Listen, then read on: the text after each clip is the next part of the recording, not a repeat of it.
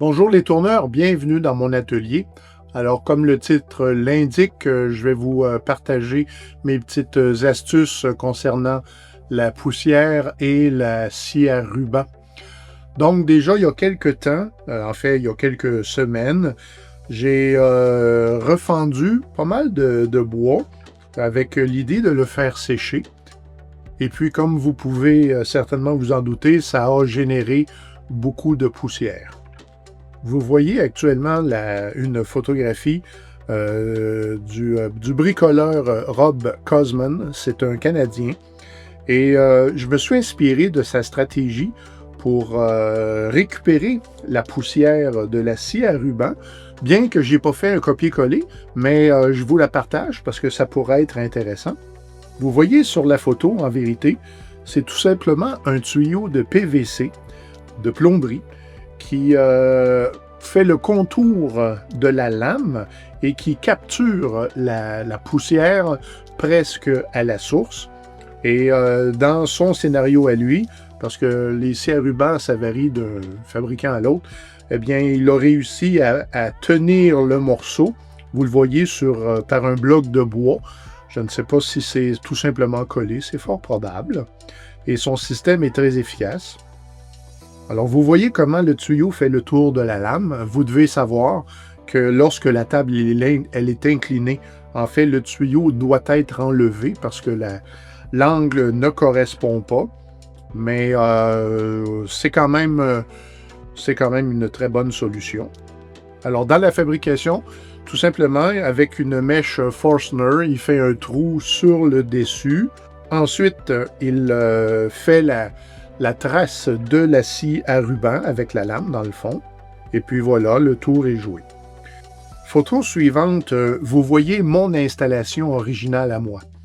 Alors en réalité, il s'agit de la buse de mon aspirateur qui tient en place grâce à une corde bungee tout simplement. J'aime beaucoup ce système parce que c'est absolument réversible et quand j'ai besoin de mon tuyau ailleurs que sur la scie à ruban, je suis capable de l'enlever très, très, très facilement et ça se réinstalle en un tournement. Quand j'ai fendu beaucoup de bois maintenant, eh bien, j'ai eu l'occasion de voir la quantité de poussière qui rentrait dans mon système, mais j'ai aussi remarqué qu'il y a de la poussière qui s'échappait. En fait, à chaque fois que je fais une utilisation, je dois quand même passer l'aspirateur à l'intérieur de la scie à ruban pour enlever ce qui n'a pas été capturé. Photo suivante, vous avez la vue de côté. Donc, je suis très, très proche de la capture à la source, mais en même temps, la lame elle-même fait obstacle. Et là, influencé à nouveau par Rob Cosman, je me suis dit, pourquoi est-ce qu'à la place, je ne placerais pas la buse dans l'autre sens? Et là, je la tiens à la main pour voir si ça peut être possible de faire ça comme ça. Vous avez maintenant une autre vue. Donc, la lame, à ce point-ci, ne fait pas obstacle à la poussière et je suis extrêmement proche. Avec la table installée, eh bien, le bas de la buse venait frotter sur la lame. Et puis, bon, je n'aimais pas ça et je pouvais faire quelque chose.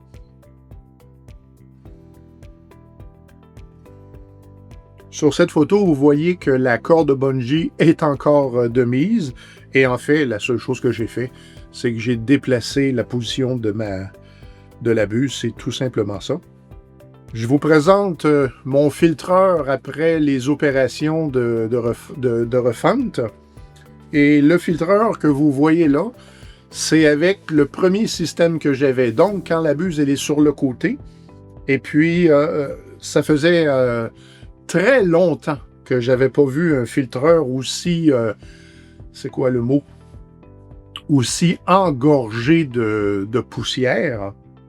Particularité, pendant certainement 20 ans, j'ai utilisé une stratégie toute simple pour éviter l'engorgement du filtreur et récemment, en faisant un peu le ménage, j'ai dit, bon, c'est-tu vraiment utile? Et j'ai enlevé ma petite stratégie. Et puis là, ben en fait, ce que je veux essayer de vous dire, c'est que quand j'ai vu l'état du filtreur actuel, gorgé de poussière comme ça, je me suis dit, Mais ma stratégie que j'avais avant, elle fonctionnait, mais vraiment très bien. Alors, il faut que j'y retourne. Et je vous partage cette stratégie. Vous voyez des bas collants, des bas nylons.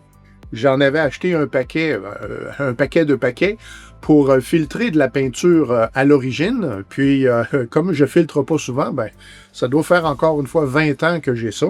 Alors, l'histoire courte, c'est que vous enveloppez le filtre, pardon, avec le bas. Vous coupez les deux jambes et ça permet une installation très propre et ça empêche véritablement votre filtre de se gorger de poussière. Ça fonctionne vraiment bien. Et je termine avec ceci. Le filtre est enlevé, mais j'ai mis les bas collants pareil. En fait, ça, c'est une jambe que j'ai pu faire 3 épaisseurs avec une jambe. C'est quoi ça? En fait, il y a quelques semaines, j'ai dû aspirer de l'eau avec mon aspirateur et j'ai dû sortir aux environs de 250 litres. Mais le petit manchon qui vient avec l'aspirateur pour éviter que les débris passent dans le moteur, ben moi, ce manchon-là, je ne l'ai plus. Alors, avec le bas de nylon placé sur l'appareil, j'ai pu sortir toute l'eau et il n'y a pas eu de problème, ça fonctionne à merveille. Alors voilà, tourneur, pour la vidéo du jour. Comme dit ma femme, il n'y a pas de petite économie. Alors si en quelques points ça vous est utile, merci de me faire signe et au plaisir de se revoir bientôt.